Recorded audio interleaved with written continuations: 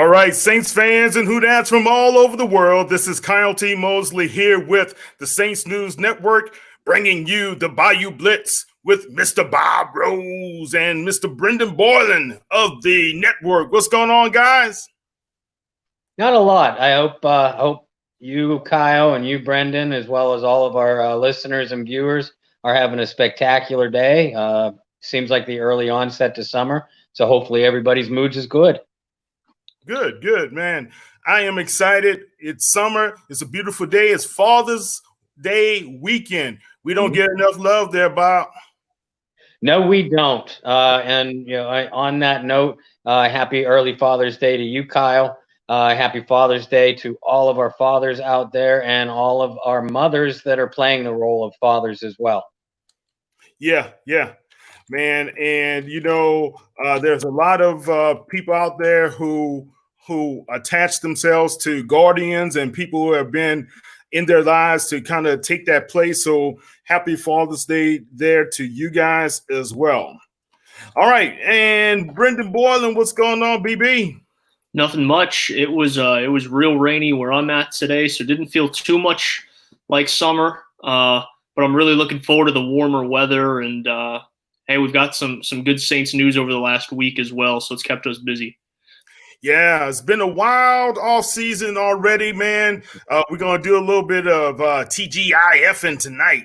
Thank God it's Friday, but thank God it's the weekend, and man, thank God the Saints have come through some trying times, so to speak. But to help us out tonight, we got a special guest, man. My main man from Sports Illustrated. He's the betting as well as fantasy guru. Plus, Corey has been out there in the network. He has also done a lot of work on Sirius Radio. So welcome to the show, Mr. Corey Parson. What's happening, Corey? What's up, fellas? Glad to hop on here with y'all tonight and talk to some Saints fans, talk to the Saints Nation. It's been an interesting couple of weeks for y'all, but you know what? Things should go good when the season starts, so we'll see how that rolls. Yeah, man. We got to pick your brain about what's going to happen. What's your, your prognostications when it comes to the NFC South and some of our guys like Michael Thomas and Alvin Kamara. You and I had a couple of interviews together on those guys, so we'll pick your brain on that as well. But guys, let's talk a little bit about what's happening with the National Football League before we go into more Saints talk, right? Dr. Fauci, he came out and he said, wow, he doesn't see an NFL season for 2020 unless the players are living in a bubble. Bob, how did you respond to that when you heard that news? I'll be honest with you, Kyle, and I'm no doctor, nor do I play one on TV. But I took the comment with a little bit of a grain of salt, and that's not to make light of the situation throughout the nation. Let's not forget that we are still in a pandemic, and every single one of us have to maintain our personal safety, hygiene, and just general common sense when we're out and about in public. And if you are sick or think you're getting sick, don't go out in public. It's that simple. But as far as jumping the gun and saying that there's not going to be an NFL season right now, I think it is just that. I think it's jumping the gun. I have never, ever shown very much confidence at all in the regime of Roger Goodell. But I do believe that the league's brain trust probably has some contingency plans just in case a second wave of this pandemic ends up getting worse and puts everybody into lockdown. I do have a couple we all have a couple theories on what could happen for contingency plans. We've been spitballing ideas off of each other, as you know, Kyle and Brendan, over the last couple of days. But right now the NFL seems to be all systems go, and until it isn't, there's no reason to believe that there won't be an NFL season. Corey, you've been pretty tight with a lot of guys, especially on the East Coast. One of the reasons why I wanted you to talk tonight, because you have some inside ears that you talk to from time to time when it comes to what's happening in the sports world. What are your feelings about what happened this week when it came to the NFL and what the doctor said about what could happen as well? Listen, I respect I respect the good doctor. Obviously, being up here in New York City, I was very ill towards the end of February. I have not been out the house since then. As a matter of fact, tomorrow will be the first day that I leave the area. I'm going down to Washington, D.C. to pick up my daughter. I just came back from the store just now. I have my mask right here. But here's the deal. Dr. Fauci listen, bro, every time he talks, it's something different. A couple of weeks ago, the season was going to go on. Now it's not going to be no season. Now they got to live in the bubble, and then they got to go to Florida, and maybe they should play in Canada. And at this point, I'm like, Dr. Fauci is not the commissioner of the NFL. Yes, we're seeing more positive test results because we're seeing more testing right now. Yeah. So as the testing go up, obviously the positive results are going to go up. But what they're not telling you is the number of deaths is going down at a tremendous rate compared to where we were at in the month of April. Me being right here in the epicenter, every time I stepped out the door, I heard an ambulance from sun up to sun down. I don't hear that no more. It's less people dying of this disease. And a lot of people that are testing positive are asymptomatic. They'll test and they'll never show any symptoms. So listen, Alex, I don't want to get too political, but Dr. Fauci is he's pulling us in both directions every time he talks. All right. What about you, BB? Well, I think, the whole bubble thing comes from more of what we're seeing across the NBA now, as they're all going to be playing in the bubble down in Florida, the MLS, another American sports league that's going down to Florida to kind of stay in this bubble across, as well as across the world. You're seeing some sports doing that, whether that be in China or Europe. But I'm with Bob on this one. I think jumping the gun just a little bit on the NFL season. There are some regulations and some things that we've heard rumblings about that haven't made a whole lot of sense, including social distancing during training camp. How do you do that for 90 guys in a locker room? I don't think any locker room in the NFL is going to be large enough to do that, but there is room for concern to play a little bit of a devil's advocate to what the other two said, because you did just have a report that 23 football players at Clemson tested positive today. So if you're seeing more positive tests across sports, it's going to set off some alarms, for lack of a better term, and maybe force people to jump that gun. All right. Well, do you feel, Corey, that when the teams are going to come to training camp, that we may see more positive results? It just was released that one of the prominent stars with the Dallas Cowboys, Mr. Ezekiel Elliott, tested positive. Earlier this year, Von Miller for the Broncos tested. Sean Payton, our own Sean Payton, tested positive. What are your thoughts?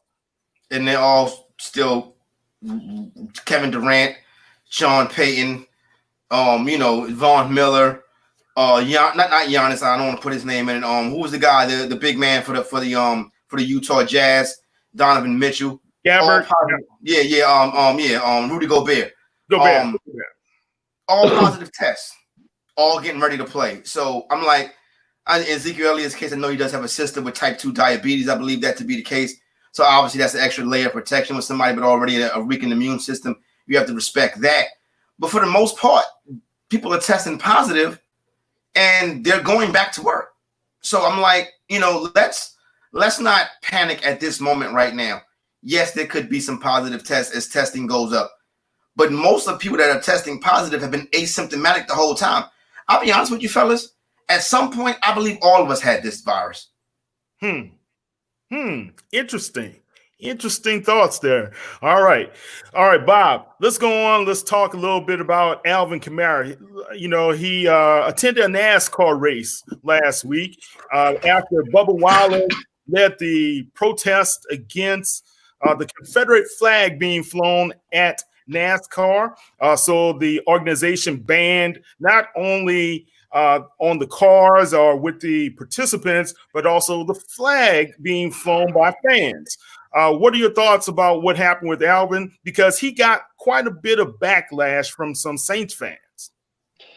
Yeah, you did, and I thought that was unfair. Yeah, I give kudos to Alvin Kamara, for stepping in to the public eye like that, because he had to know that it was going to be a controversial move, and he has stayed positive in the nature of his tweets about NASCAR, his attendance at the event, and the NASCAR activity in general.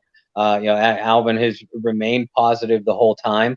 And I think that just his attendance and his attitude towards NASCAR has brought a positive light into what was a negative situation to begin with NASCAR.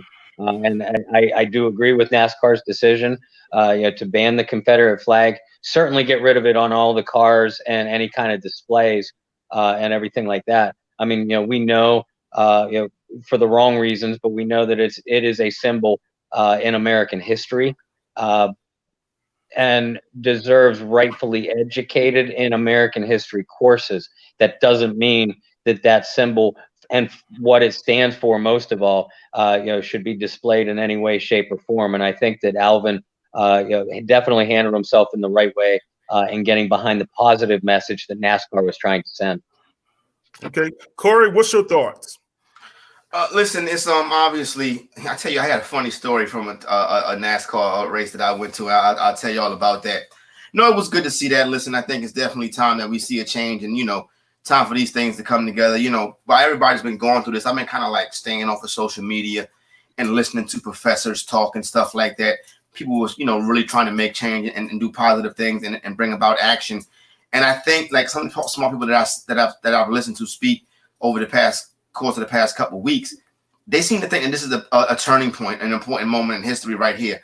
So I feel very good about it. I think NASCAR did the right thing. Listen, that rebel flag, it can be tough to bear. On my, me myself, I remember me and my pops one time just riding through South Carolina. He was like, "Yo, let's take you down this road right here. This is where the Ku Klux Klan be at." And I was like, "Yeah, right." And it's sure enough, we drove about 10, 15 miles down that road. And we get to the end of it, and somebody pulls up right behind us. "Y'all boys okay?" Got the big Confederate flag hanging off the side of his truck. And at that moment, I was like, "Wow, this is really like real." But so it can be a method of intimidation. Now I understand the people that say that there's a certain history to it. I don't know. You guys know better than I would. Is it flying anywhere in the state of Louisiana right now? Is it on the Capitol State, is the state building or something like that? No. Okay, yeah. So I think we just got Mississippi that's dealing with that issue right now, or some form of it. So yeah, I think Kamara did the right thing. Listen, and this time it's good to reach out to the other side, because I think you'll see more similarities in thinking than not. All right, Brendan, you're right there in North Carolina and Georgia, going back and forth. Man, what's your feelings, especially being an Asian American?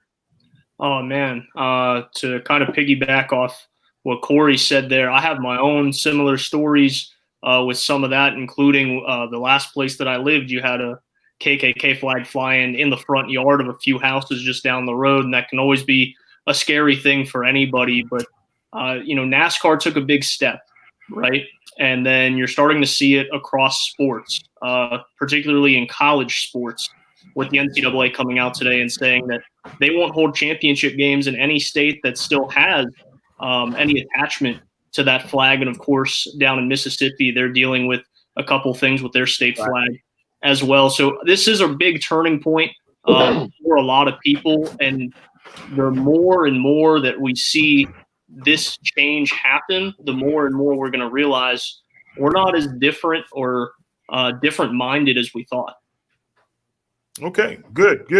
Look, it was good to see that he was there at the race. Hardly anybody was there at the race. That was kind of shocking, man. But, what Bubba Wallace has done, kind of leading the way. He's not the first African-American driver, right, Corey? But, I like what the young man is doing. And, last year he was close to winning a major race. So let's see how he progresses this season as well. Well, if you look at down in the history of NASCAR, especially coming through North Carolina, when they was running moonshine, really that's like the origins of NASCAR. It was a lot of brothers that was out there doing that too. So, you haven't seen them really take to the sport like that. But trust me, getting on the dirt road and driving a fast car, that doesn't have a race attached to it. Yeah, I hear you, man. Look, but here in Texas, man, those boys do it every weekend. I tell you that much, man. All right, let's talk a little bit. Let's kind of segue into something that occurred, man. I got to get you guys' opinion on this. You know, Bob, I told you and the crew, wait for it. I knew that our president will have some clap back on Drew Brees. And it came out yesterday in an interview that he was having with his son, Donald Trump Jr. What's your initial thoughts there, man? Wow.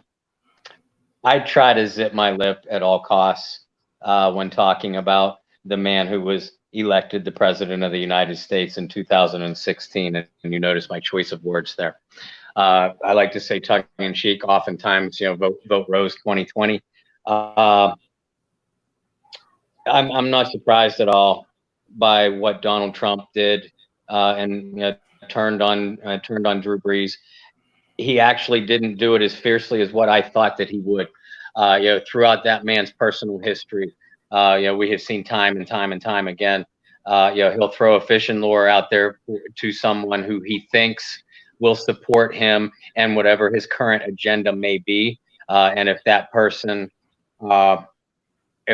doesn't back him in a way that he believes he should feel backed, he goes on a very personal and usually bitter offensive. It wouldn't surprise me if those type of comments weren't finished from Donald Trump in relation to Drew Brees and perhaps even the New Orleans Saints in general. I like the fact that Drew took the high road, and initially he took the high road, and responding to Donald Trump publicly, and trying to remain focused. Drew was on the issues at hand and the most concerning issues in our social society as of right now. And I like the fact that Drew didn't really respond to Trump when he tried to make it personal either. I hope that Brees tries to continue that way, especially in relation to Donald Trump and any more comments that could be made. But listen, that man that was elected president in 2016, he just showed what his personality has always been. Interesting comments. Brendan, let me ask you this. As far as any rumblings about Brees out there in Georgia and North Carolina? There's a lot of people that go back and forth, and obviously being in those two states, particularly being red states, not to get political, but there's a lot of people that were all for Drew Brees for about 24 hours after the initial comments, and then people that were right off that bandwagon 24 hours later when he came out and apologized. When it comes to the president, we're kind of used to this, right? He goes back and forth and he plays jump rope with whatever narrative fits him day to day. You saw his comments on Colin Kaepernick just a couple of days ago saying, well, he'd be okay with Kaepernick getting another chance in the league, and then tweeted out today or yesterday saying that he would not be watching the NFL if anybody was kneeling. So just to see the comments on Drew Brees, it's just kind of for par with what we've seen from Trump, unfortunately. Okay. All right. Let me throw this at you, Corey, man, on the national scene. Right now, any thoughts on the backlash that Drew has taken? Like we said, the initial comments were shocking to most, especially here in the Who Dat Nation. Then it was a reversal after having that team meeting with his buddies. But then, there was further backlash from a lot of fans. They still haven't forgiven Drew. Do you think this is something that's going to stay there, or will winning cure all ills? I think that just getting on the field and backing the quarterback and Drew Brees and the New Orleans Saints is obviously, when they come together as Who Dat Nation, that's what's going to matter the most. Listen, when I saw Drew Brees' initial comments, my first thought was he's going to apologize tomorrow. And less than 24 hours later, he did apologize. if you talk about Donald Trump, right? First of all, I try to ignore Donald Trump because he's just did it to be a divisive figure. He's totally a puppet head. I really don't think he has as much power as people think that he has. He's just there to be an agitator and rouse situations up. If you read his book, The Art of the Deal, what he says in The Art of the Deal is never let one deal bring you down. Always have a way to get out of it. And he does it time and time and time again. He always has a way to get out of it. Yeah, he does, man. Definitely, man. All right, let's go on. Let's talk a little bit about some football, man. Paul T, as well as these guys. Let's see here. You had a question directed at you, Corey. Do you see the Saints winning the NFC South again? Any predictions on our record? I'm looking at right now. I'm on the FanDuel Sportsbook. The favorite to win the division is the New Orleans Saints at -110, which is about even money. Followed by the Tampa Bay Buccaneers at +160, which I think is very interesting. Then you have the Falcons and then the Carolina Panthers coming in last.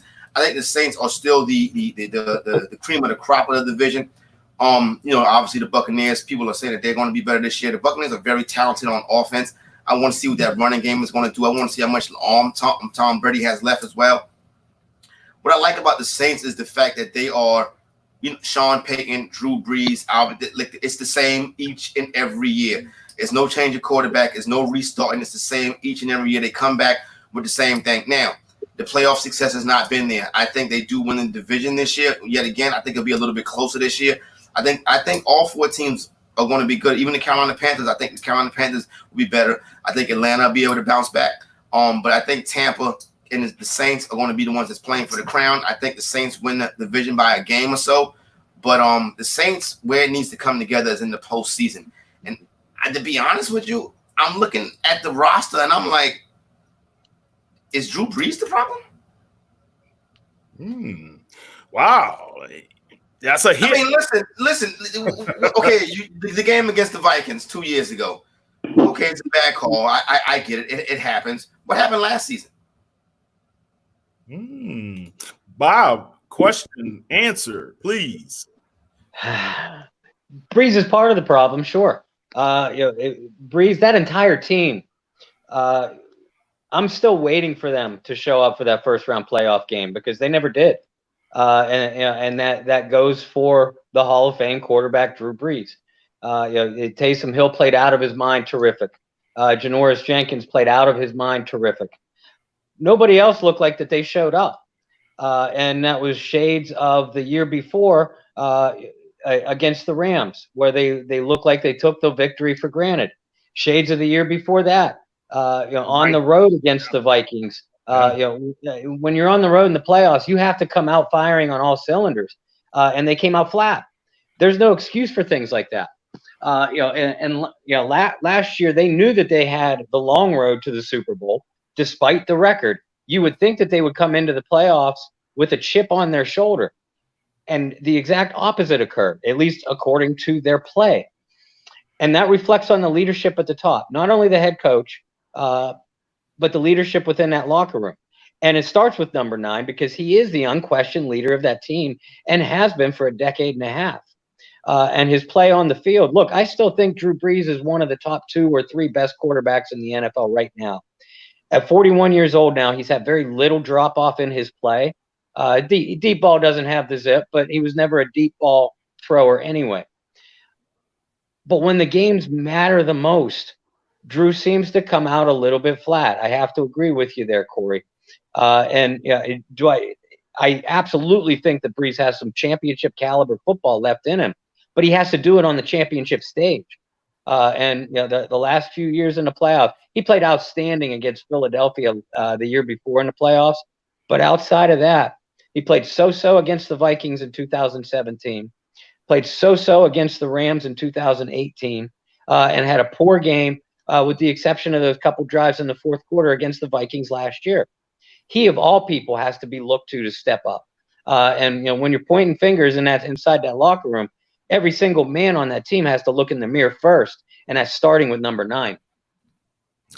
Good point. A couple of guys listening to us believes the same thing. You got Dada say believes his age is showing. What about you, Brendan? I think to Bob's point, it all starts with number 9. I think we talked about it come draft time with the drafting of Ruiz, right? The Saints did have some interior offensive line problems last season, not so much in the postseason, but throughout the regular season. Because of that, maybe Drew wasn't as comfortable throughout the rest of the year as he usually is. I'm not sure, but it does seem that not particularly the defense, but that offense, this high-powered, high-motor offense that we've seen year after year after year, come playoff time is simply not the same. And that goes for Drew, that goes for the line, that goes for the backs, and that goes for the receivers. And in all honesty, outside of Taysom Hill in the Vikings loss in the playoffs last season, nobody else really showed up. You go to that Rams game, and I think Bob said it perfectly, is not just Brees, but everybody kind of looked so-so. And you go to the year before, and everybody looked so-so. Well, let me ask you guys this, man. I need to throw this at you because I've been watching this team all of my life, literally. All 53 years they've been in existence. I've been in existence as well.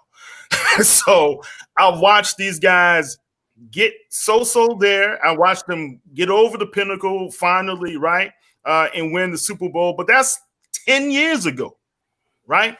And out of the 10 years, we have seen letdown after letdown, season after season, blown opportunity after blown opportunity. So if we want to be honest about what's going on, why, Corey, from a national point of view, why do you think a guy as seasoned as Brees has so many flat games when they really need him to have an outstanding game? And one thing that you have is you have one of the more dominant home field advantages, not in the NFL, but in professional sports. Like, that's not a place that somebody wants to go in to play. When I see a situation like this, it makes me think it's something wrong inside the locker room. Now, if there's something wrong inside the locker room, some of that is Drew Brees and some of that is Sean Payton. Now, you keep extending Sean Payton, obviously. I think a lot of the Sean Payton extensions is because they don't want Jerry Jones to come scoop them up. So you keep extending Sean Payton because Sean Payton would be very interested in that job. I know that's, as a matter of fact, I've been told that that's Sean Payton's dream job. So you don't want him to get down there. Yeah, I've been told that that's Sean Payton's dream job. But it's he's making good money. He's keep getting extended. He's around Drew Brees.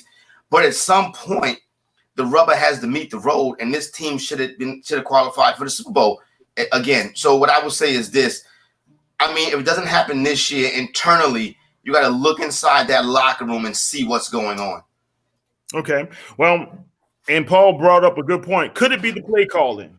Sometimes you don't get inside the 20-yard line having a running back like Mark Ingram and decide to throw a pass on second down, do you?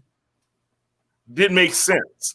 And, some of the things, it's kind of reminiscent what happened in the Super Bowl with the Seattle Seahawks. Why in the hell are you throwing the ball when you have Marshawn Lynch, who was just tearing up the Patriots defense, right? I think right then and there could have been our coach was a little bit over quarterbacking, so to speak. He loves to pass the ball. Coaches, and Sean Payton is far from the only one that's ever been guilty of this. Coaches get tripped up by their own ego, and they try to get too cute. Why the hell would you throw a pass to Tommy Lee Lewis on a big third down attempt when you can put the Los Angeles Rams away for the game and lock up your trip to the Super Bowl? Why the hell would you throw to Tommy Lee Lewis? That's exactly the kind of too cute thing we're talking about. They outsmart themselves. Yeah, Kyle, you brought up Marshawn Lynch in the Super Bowl with the Seahawks a couple years ago, and the fact that that instead of trying to pound the ball and win the game, Pete Carroll and his offensive brain trust, called the pass play that ultimately led to their demise in that game. It's all the same kind of thing. We saw it last year with Sean Payton against the Minnesota Vikings, and for that matter, we saw it the 2 years prior with Sean Payton and the Minnesota Vikings. You have a Hall of Fame quarterback in Drew Brees. You have an unstoppable wide receiver in Michael Thomas. You have what is considered the NFL's most dominant offensive line, a dynamic back in Alvin Kamara, a pounder between the tackles and Mark Ingram first, and then, in theory, Latavius Murray last year. And you're getting cute. You're running all these kind of different formations. Look, you're 13-3 over the last 2 seasons. You got there for a reason. Why would you get away from that when the games matter the most? Yeah. It just seems as though the Saints lose their focus when it comes to trying to get into the next level. Corey, let me ask you a question. Let me ask you guys a question. Like I said, I don't, looking from the outside in, it seems like it's 13-3, 12-4, 11-5. Then you get into the playoffs and you stumble. Are they battle tested during the season, or is it the fact that they're running through the season making it more difficult for them to operate at a high level when you get to the postseason? I'm gonna say this, Corey. The past 2 seasons, they had some real good battles.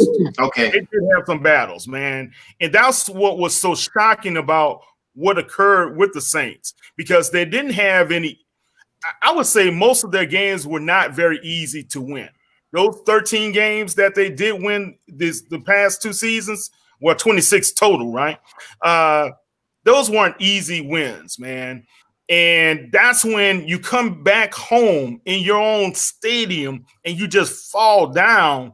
It's just, how do you explain that, And I think a lot of the Who Dat Nation has been, they're right on the edge.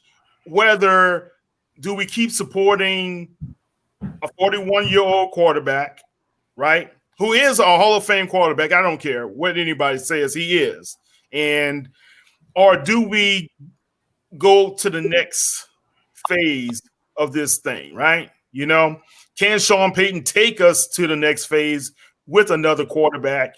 And I think Teddy Bridgewater's emergence last season when Brees went out gave them the hope or the confidence that they can possibly move on without Brees. And look, Winston is here for a reason as well. Go ahead. Oh, I agree. I think Winston can play. See, one thing that Winston can do that Teddy Bridgewater can't do is he can drive the football down the field. He's fearless in that regard. Now, obviously, he throws a lot of interceptions, but so did Brett Favre. So you got to give him a shot. He needs to be rebuilt. His game needs to be rebuilt. I think that you got a good staff out there that can do that for him. But when it comes time next year or the year after, probably next year, to make this decision, who's it going to be? Is it going to be Taysom Hill or is it going to be Jameis Winston? Because I can't see it with Taysom Hill. I don't see it. I'm like, okay, why do they love Taysom Hill? And I'm just like, this guy is a gadget player, in my opinion. This is from looking outside of the Who Dat Nation. What's your thoughts there, Brendan? With Taysom Hill, I was actually going to say it with Bob when we were talking about getting too cute. You kind of got to throw Taysom Hill into that conversation of getting too cute with the football. Why would you take the ball out of Drew Brees' hand on 3rd and 3 to run a go-go gadget play with Taysom Hill, which 9 times out of 10, and I think all of us can agree, 9 times out of 10 with Taysom Hill, it's just a simple read option. It's a simple college football play that they're running. So why would you take the ball out of Drew's hands for Taysom Hill unless you really think Taysom's the guy? But you're not giving the fans or us as analysts the confidence that Taysom's the guy because he's not throwing the ball. He's only got, 17 career passing attempts, and he's only completed like 50% of those. And if you look at the big play in that Minnesota Vikings playoff game where he hits Harris for a 50-yard completion, sets him up, first and goal. Yeah. If he threw it in front of him, Harris is walking in the end zone. That's right. I haven't seen the arm talent from Taysom Hill. That's what made me love the Jameis Winston signing. But then you get caught because you just extended Taysom Hill and gave him a lot of money, like $10 million a year to be a backup quarterback or a gadget player or whatever you want him to be. And then you got a really, really favorable contract out of Jameis Winston, but only for 1 year. So how do you convince Winston to potentially stay and fight for a starting quarterback job when I am positive he'll have other interest from teams that want to make him a starting quarterback next year? Corey, could they give Winston an extension through the season, or what do you think? Yeah, well, listen, the Taysom, I don't know. I have to look at Taysom Hill's cap situation. I think Winston is there, as an audition, because when you come out of that system with Drew Brees and Sean Payton, people know that you can do it. That's first and foremost. Now, the Taysom Hill thing, I think that God, I hope for who that nation's sake that they're fooling y'all. You know what I'm saying? And that maybe somebody comes and scoop him up and think that he's the guy. So I don't know what their cap situation is like right now. I would guess that you would want to go with Winston going forward over Taysom Hill, like you said, 17 pass attempts, 50%. You cannot go to him as a starting quarterback in the NFL unless his game is rebuilt 100%. And we're talking about a year from now with limited snaps. So it's got to be Jameis or bust when Drew Brees leaves. You also have to remember Taysom Hill's 30, 31 years old right now. Exactly. We're not talking about a guy that's like in his mid-20s that's getting on an audition, getting a chance. You're getting a guy who, if he continues to be this gadget player, maybe has 5 more good years in him. He must have some pictures. Man, look, if you guys noticed during Super Bowl week, Taysom Hill went on the radio row and he was interviewing here, interviewing there. He was doing a great sales job. What he did was a great sales job, and he got the money that, hey, I can't blame a guy wanting to get paid, right? So that's not his fault. I think the Saints brass decided, let's try to have him as that gadget guy just in case Drew stays this season and next season as well. That's why they gave him that 2-year deal. I don't know if he's the long-term answer. The past couple of training camps, when I saw him, it was those balls weren't hitting all the time. Is he a dynamic guy who gives us a spark every now and then? Yeah. But sometimes those guys are just that, for the spark and just for the moment. Corey, us old guys, man, we used to have little honeys just for the moment, right? Yes. Hey, yeah, keep that. Let me stop. This is why it's TGIF, man. We can talk about there you go, that. TGIF. No, let me tell you. I don't know. It seems to be some kind of, I don't know. It's real weird to me. But I think Jameis is interesting. I think what you're doing on deep. Well, who's the DC down there now? Dennis. All right. So if the pieces are in place, and you got Tom Brady coming to the division, which I think is interesting because now you set up some amazing matchups between Tom Brady and Drew Brees. And, that's going to be talks. That's going to be Monday Night Football, Sunday Night Football. Those are going to be big-time games. You might squeeze a playoff game out of it. So now the division gets another legend in it and a team with a big, high-powered offense. So I think the South is going to be interesting this year, but I still think the Saints are the favorite. But I just worry about the Saints when they get to the playoffs. Is Brees' arm dying when he gets to the playoffs? I didn't see that this season, man. Okay. I didn't see it. Bob, what about you? What was the question? I'm sorry. Is his arm dying? I think that was a valid question in 2018. Okay. I think Drew Brees missing 5 games last year was a godsend come playoff time, because even down the stretch in 2018, I was taking note of Drew didn't seem to have the same kind of zip on his balls. And the man's 39, 40, now 41 years old. So, of course, they're not going to have the same zip on his passes towards the end of the year. I do think that there'll be times where you'll see him on a limited snap count, on a limited throw count this year, trying to save that arm. Because I don't think anything was wrong with the zip on Drew Brees' passes once we got to that Viking playoff game. But he was uncharacteristically inaccurate against the Minnesota defense. He seemed skittish in the pocket. As far as his arm strength, though, I thought he had a stronger arm down the stretch of last year than he did down the stretch of 2018. Well, one of the things, let me check it out right now for y'all. One of the things that you can kind of tell, yeah, that is that yards, that average per attempt is still in that high 7 range. So through the prime of his career, it was 8, 8.5, 8.3, 7.9, 7.9, 7.9. You mentioned 2018, he shot back up to 8.1, 8.2. Then last season, 7.9. So the arm strength is not an issue because when you look at Tom Brady's, it's been a steady decline in Tom Brady's yards per attempt. But Drew Brees, he's still there. So I guess it's not the arm. It's I don't know. It's one of the most interesting things how this team has not been back to the Super Bowl. I can't believe that. I think part of it too, though, is for New Orleans, you really haven't had a true number 2 receiver over the last 3 or 4 years. You've heavily relied on Alvin Kamara, who's caught 81 passes each of his first 3 seasons. How crazy is that to catch 81 each year? Each year. That is weird. That's weird.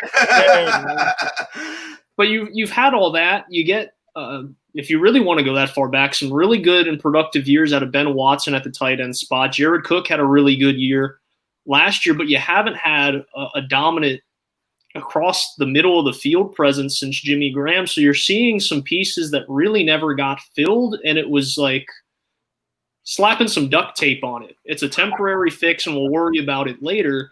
But now you look at this roster, and Bob, I believe you just did a piece on it, this being maybe the best roster we've seen top to bottom over the last 15 years. There should not be an excuse this season because there's more talent now on the offensive and defensive side of the football than ever. Okay, well, and Brenda, you make great points because we've been knowing for how many years, Bob, we needed a number 2? Half the decade, at least 3 or 4 years, probably about 5 years. How many years we have known we needed to get some tight end help? Josh Hill wasn't the main answer. I know he's a good blocker, but you know, you can't keep relying on Ben Watson to come out of retirement, right? and you got my boy Cook. Cook is dynamic, but he needs some help. And I think the young man Adam Troutman out of Dayton, I should say, will be a good weapon for the Saints coming up, man. Well, you got a good veteran this year in Emmanuel Sanders, though. Oh yeah. Emmanuel Sanders can play. He can really play. Even at this advanced stage, you're getting a good guy, and he's also excellent in the locker room too. So you do have a guy outside of Mike Thomas this year in Emmanuel Sanders. Emmanuel Sanders is a very good ball player. Yeah. And there's some talent in the rookies and the second-year guys with like Emmanuel Butler, and you have the kid from Tennessee, Marquez Callaway, and Jawan Johnson, but we still don't have a downfield burner, right? And I know Deontay Harris, great young player, all-pro kick returner, a lot of speed there, but look at the size. You know, he went to Assumption. Right? Exactly. So it's like, what speed right there. Right. And then they bring back Tommy Lee Lewis. That's still a head scratcher in my opinion. Brendan, you look kind of like, oh, you like Tommy Lee, I know. He's the guy where it was like, it makes sense if he's a camp body. It doesn't. It makes sense for a guy who knows the playbook to come back for camp and maybe prove he could be a guy. But one name you forgot on that list, and one guy that I still think can be a down the field threat, has a lot better size, is Traquan Smith. And now Traquan Smith's problem is his rookie year, he had great games, and then he disappeared. And then second year, he'd show up for a little bit, he'd catch a touchdown, that'd be his only catch of the game, and then he'd miss 5 weeks with an injury. So we really haven't got any steady, consistent play out of him, whether that be self-inflicted or whether that be injury-related. But I still think he has a chance to be a guy that can be a deep downfield threat. As somebody that comes from the fantasy football industry, I've been hearing about Traquan Smith for years. Traquan Smith it's never going to happen. It's never going to happen with Traquan Smith. Never going to happen. He's been a guy I've been keeping my eye on, picking him up, adding him, stuff like that. Never at any time any production for Traquan Smith. So guys like that, I'm just like, it's never going to happen. I write him off. You know, I listened to Ronald Curry, who's the assistant wide receivers coach, as well as Aaron Glenn last week, and they were talking about Traquan. They have a lot of confidence in him. They still believe in him. And I think if it was not Curry who let it slip, that the problem with Traquan has been more mental. Mm-hmm. It's more mental with him.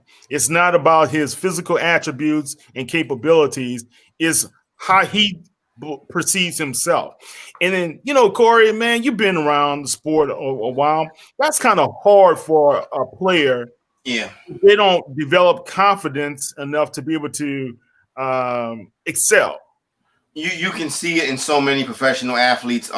You'll never know about it, but you hear about it post-career. Or sometimes, you can just, if you watch these sports and figure out what's going on and do it long enough, you can kind of tell when somebody is struggling with their mental. You guys being, Saints fans, you've seen it in LaMelo Ball, throughout the course of his career. Now he's down there with the Pelicans. It's the mental piece is very important to professional athletes.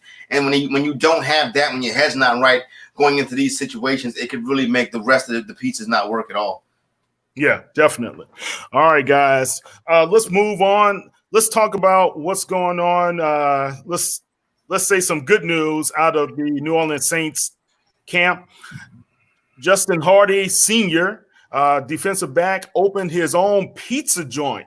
He is a Papa John's pizza franchisee. And, if you don't know about Justin Hardy, man, Justin coming out of college, he got his bachelor's as well. Now he has a master's degree, and he always wanted to be a entrepreneur. So this is one of his first steps in taking that venture out on his own. He does have a partner in this venture, but he pretty much, this was his baby all the way. So congratulations to him and his family as well. His mother, he dedicated getting the pizza operation from Papa John's to her because she was so instrumental in believing in him and getting him in the right direction most of his life, man. So any thoughts about that, guys? Well, I'll correct you, Kyle, just a little bit. He has 2 master's degrees when he finished his time at Illinois. So to have 3 degrees in 5 years at Illinois is remarkable. A lot of Saints fans also remember that he came in as a wide receiver, converted to a defensive back, and he's just been a true special teams ace over the years. But he's really smart up here, and he even said it. He, quote, essentially said that he felt like with 3 degrees, it was just about time that he did something, and he wanted to create generational wealth, not just for him, but for his kids as well. So I got to applaud a guy at 26 years old to be so secure upstairs to go, football's not going to last forever. Right. I need to lay roots other places, not just for myself, but for my children as well. So a really good job by Hardy. Awesome. Okay, guys, any talks from you, Bob? Anything you like to talk about? I'd like to get back to Traquan Smith for a second. I can see that was burning there. I started something, guys. This isn't good.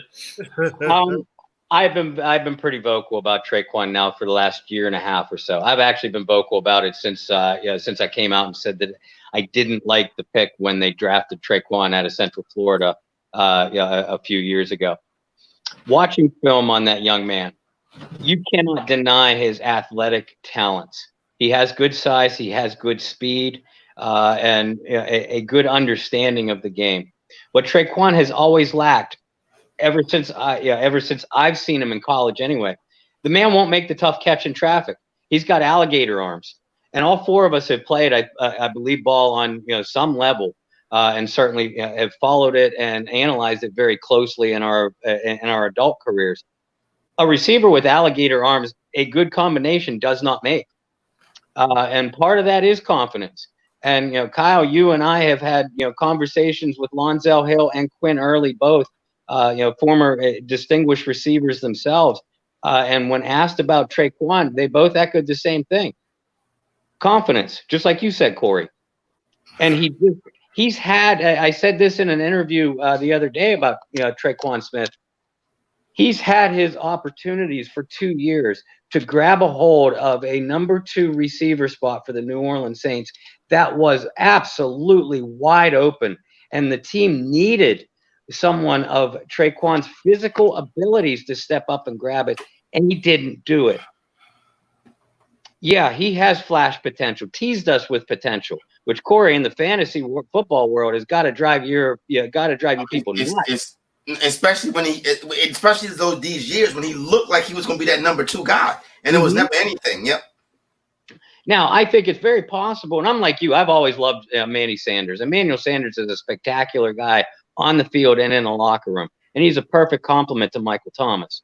So the pressure is certainly off Traquan Smith now to be a number 2 guy, and he could step into a 3 or 4 receiver role and really flourish.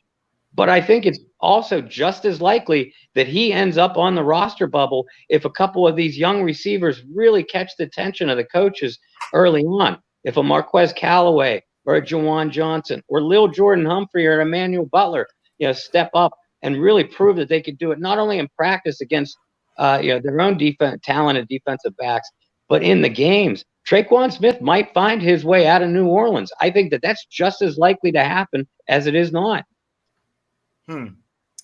Well, I tell you this much, man. Listening to the wide receiver coaches, Callaway and Juwan Johnson will have an opportunity. And I'm just going to say it like that. Yep. They will have an opportunity. However, Sean Payton and his tendency is really to go with a veteran over a rookie. At receiver, especially, yeah. Right. So just keep that in mind. Now, Corey, before we get off, man, I want to just get with you because a lot of people are asking of us about the NFC South. And what about Brady? What about what's happening over in Carolina with Bridgewater? What's happening with Matt Ryan? How do you guys actually, I guess, set up your odds when it comes to our division, the NFC South? So we'll start from the bottom. The Carolina Panthers. This is to win the division. Are coming in at 14-1, which is basically a long shot. When you look at Carolina, I think Matt Rule is going to do a good job in the NFL. Obviously, getting Joe Brady down there with him to help run that offense, I think it's going to be innovative. I don't think they can do anything right yet off the top right now. I think the Bridgewater, bringing in Bridgewater, was pretty big. They have the best offensive weapon in the National Football League in Christian McCaffrey, but I still think there's going to be a learning curve with that young franchise. When you look at the Atlanta Falcons, they're coming in third at plus 700, so 7-1 odds to win the division. Atlanta's a dangerous team, in my opinion. I know you guys don't like to hear that, but that's a hellacious rivalry. One of the toughest rivalries in sport that nobody really pays attention to. Listen, you got a coaching staff that Matt Ryan's familiar with. You got good young pieces on offense. I don't know what they're going to do with that running game. I think Todd Gurley is past his prime. When the defense started playing better last year, Atlanta started winning down the stretch last season. They brought the coach back. They retained the coach. I worry about Gurley. I wouldn't be surprised if they re-signed Devontae Freeman for a cheaper number. Because I don't think Gurley. I hate to say this about somebody that's 26 years old, but I think Gurley's washed up. So I think Atlanta's going to be right there in the mix.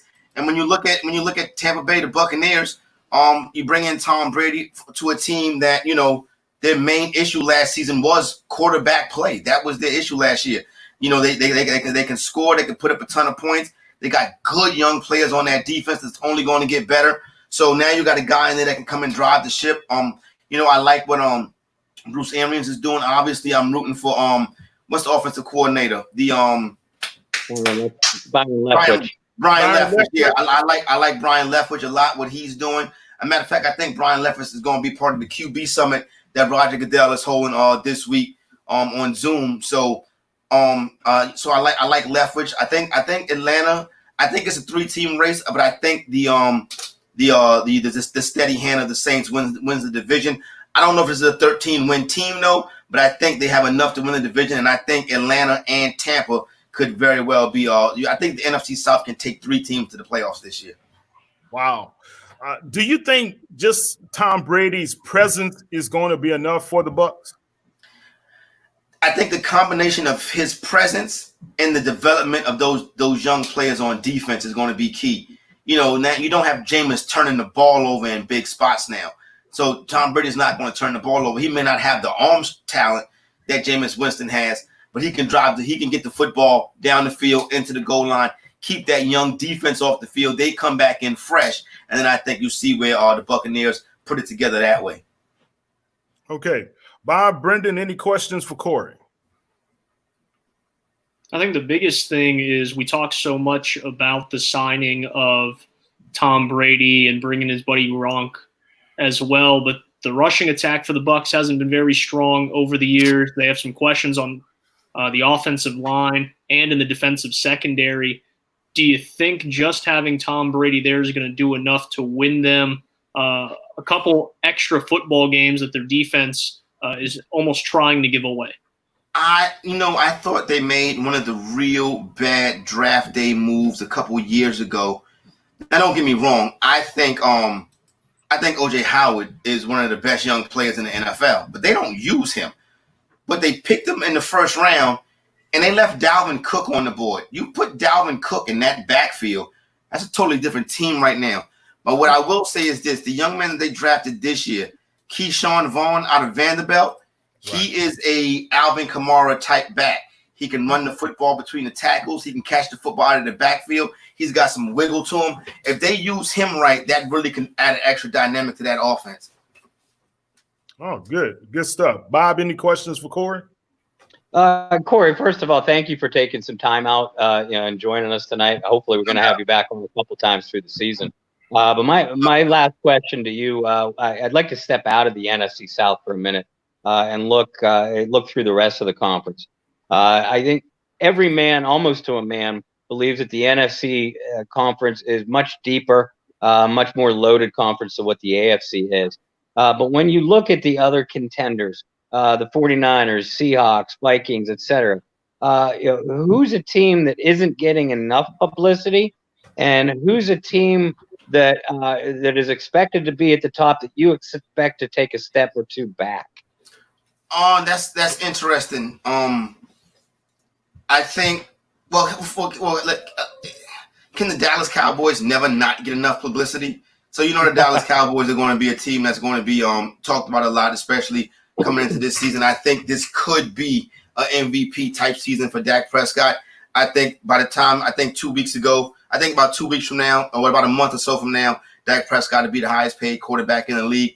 So I think Dallas, you're going to hear a lot of talk about. The Deebo Samuel's injury is going to be interesting. It's going to be interesting. Now, they did draft that young man, Brandon Ayuk. He can do a lot. Listen, when you get people in that Shanahan offense, he can move those pieces around. But what Samuel was able to give them last year was really a truly dynamic player, especially his ability to run the football after the catch. Right. So, and listen, Shanahan can get him in there and he can coach him up. He's an excellent coach on offense. Those pieces on defense still there. Obviously, the Saints will still be in the mix, and so will the Cowboys and the Eagles as they battle for the NFC. The Eagles had to take a big hit this week. But I'll be honest with you, fellas. I think the Minnesota Vikings are interesting because they can run the football. They can play defense. Cousins is starting to, come into his own a little bit better. I think the Vikings are an interesting team as well.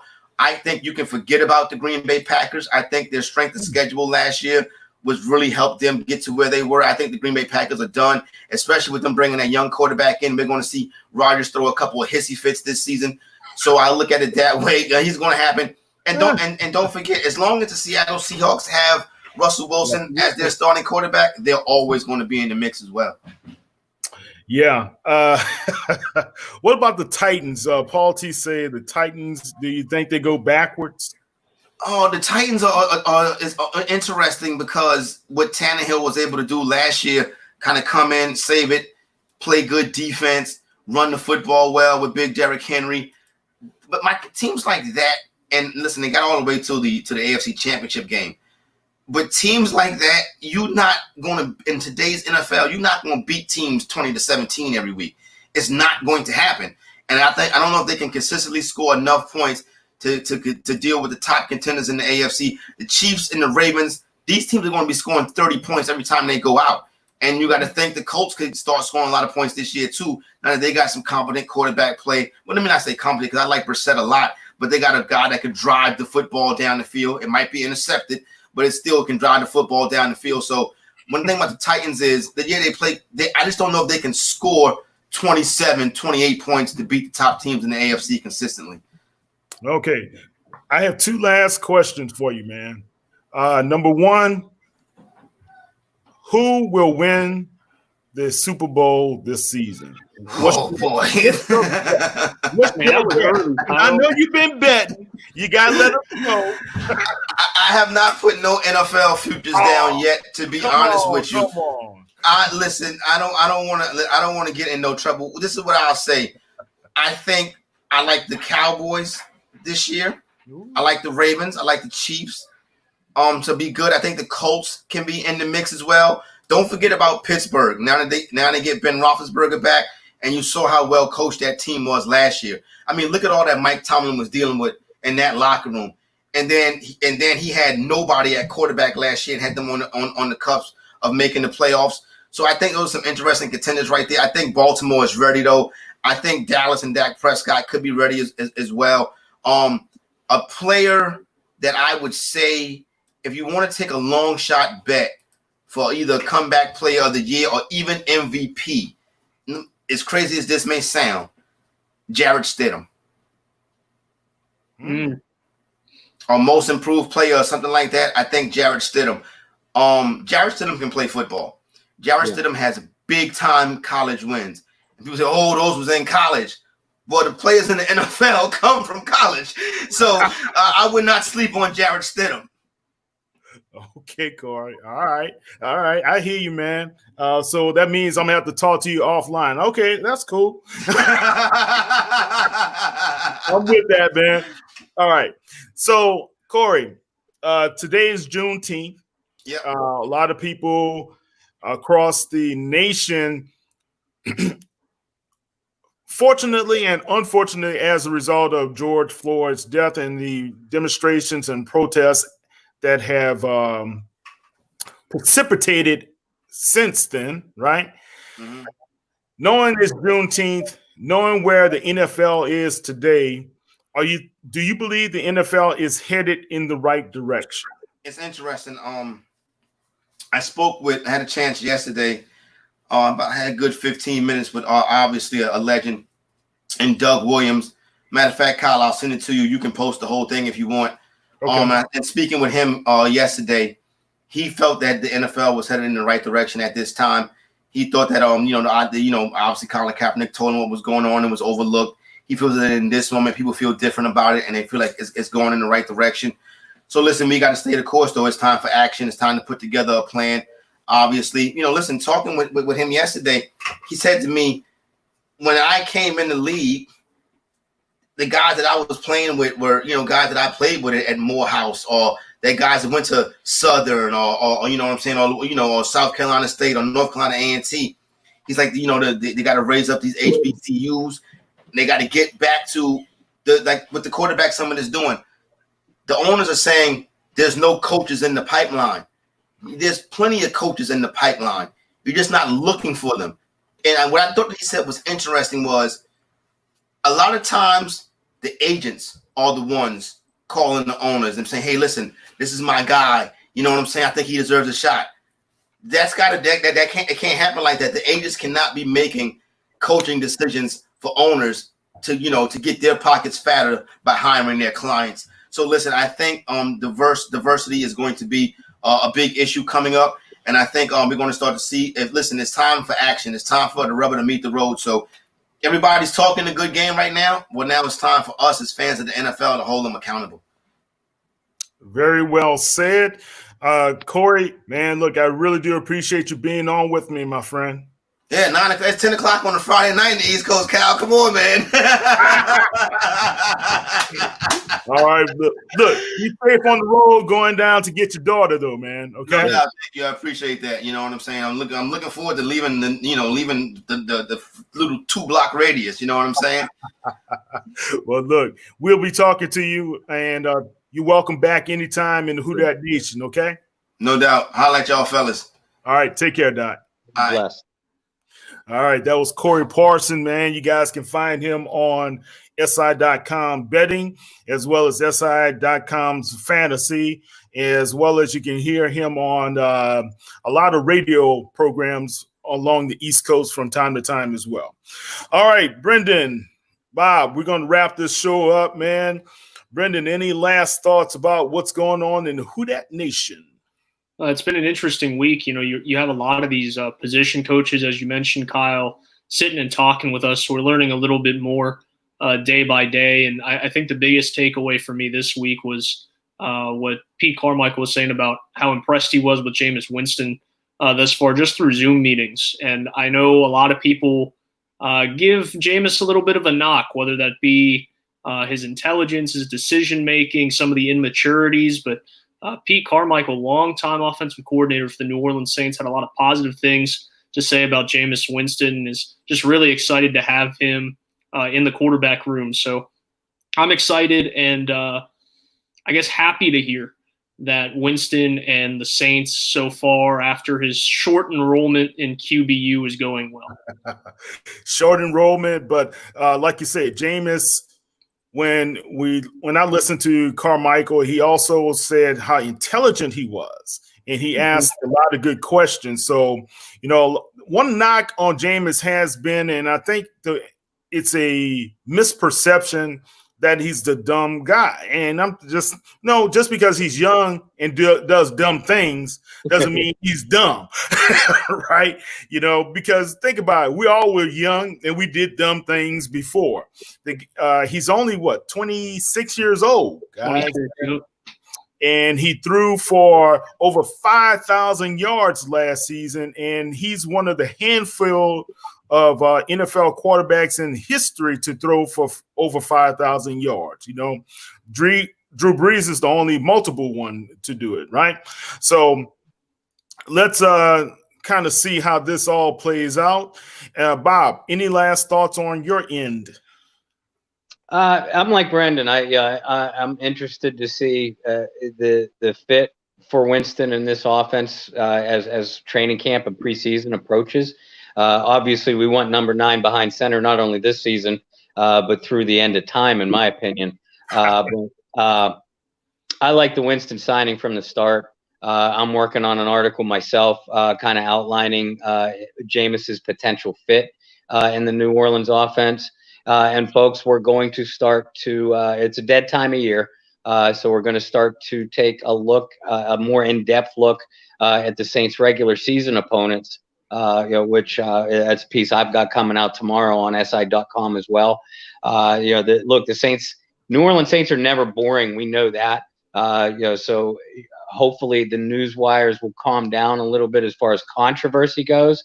But there's still going to be plenty of things to follow about this team in the month or so we're looking at before.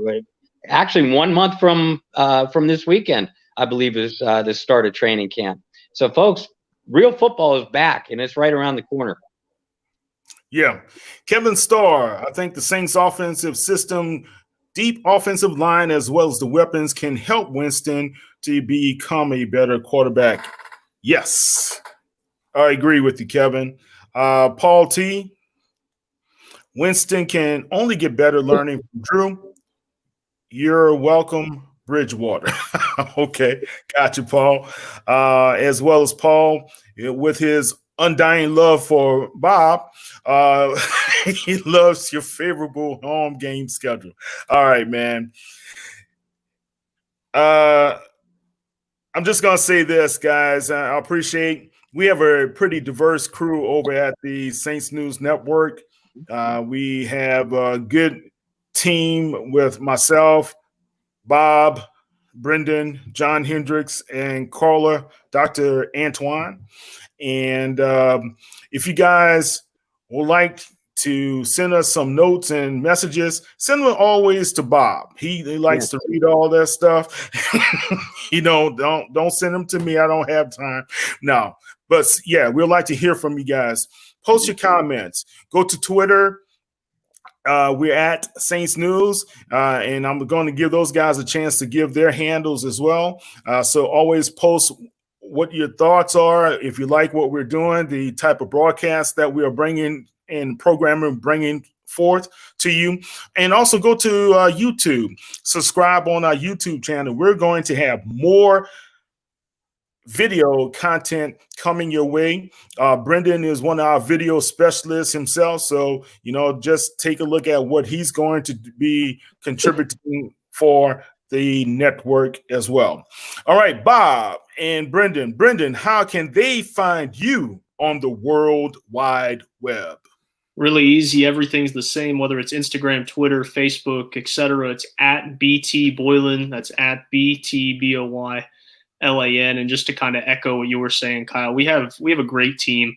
Obviously, Bob and I, we've known each other for a couple of years now. Kyle, you and I was actually talking to my mom about it because, she was such good friends with Derek back in the day, and she hadn't realized it's been like 4 or 5 years since we've all been together. So that's a pretty unique thing.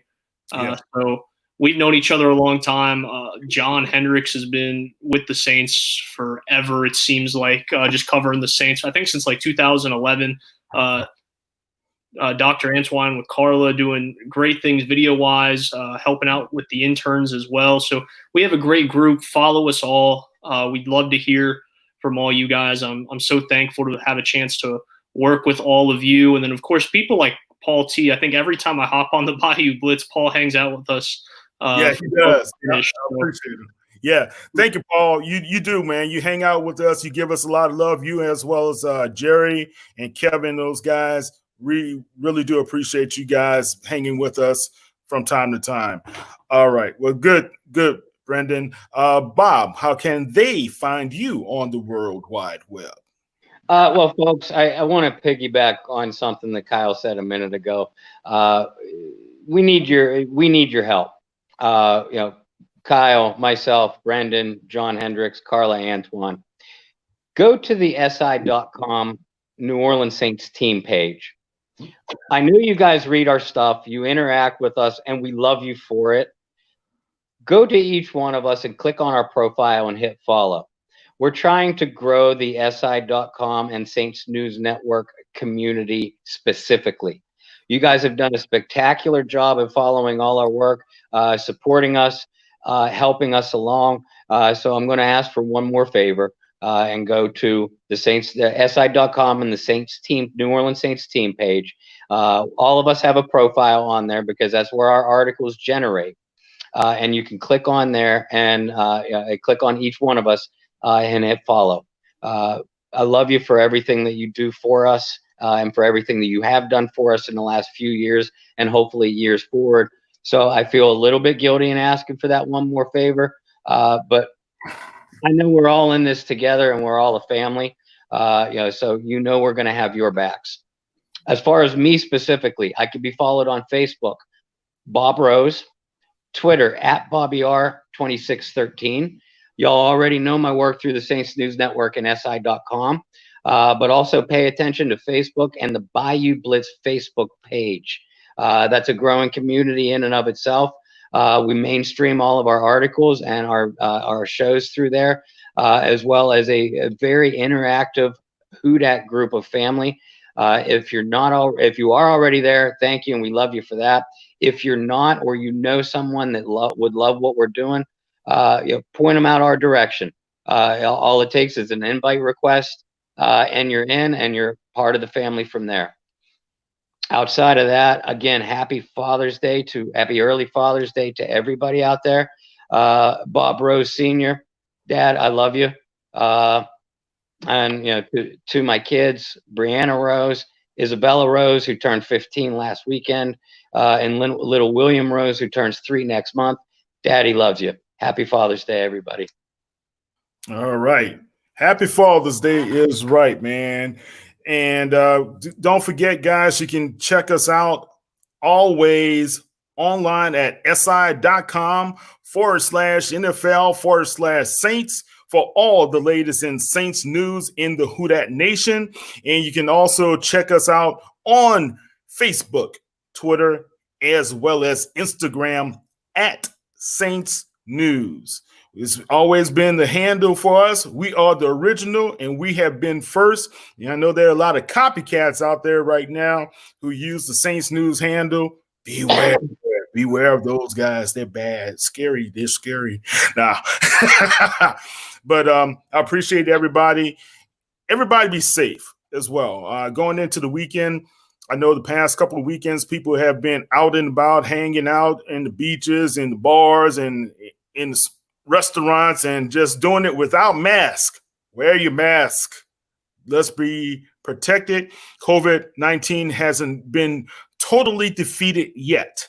And the only way we can be able to overcome is that we practice safety for ourselves as well as our families. I know this firsthand because my brother and his wife, my sister-in-law, are battling it at this particular time, guys. So let's be safe. Paul T, yeah, OGs, yes. And who dat from you, Fernando? Who dat as well? Thank you so much. This is Kyle T. Mosley here with Bob Rose and Brendan Boylan of the Saints News Network. Gentlemen, you guys have a great weekend, as well as you out there in the Who Dat Nation. Who Dat, baby. Take care. Bye.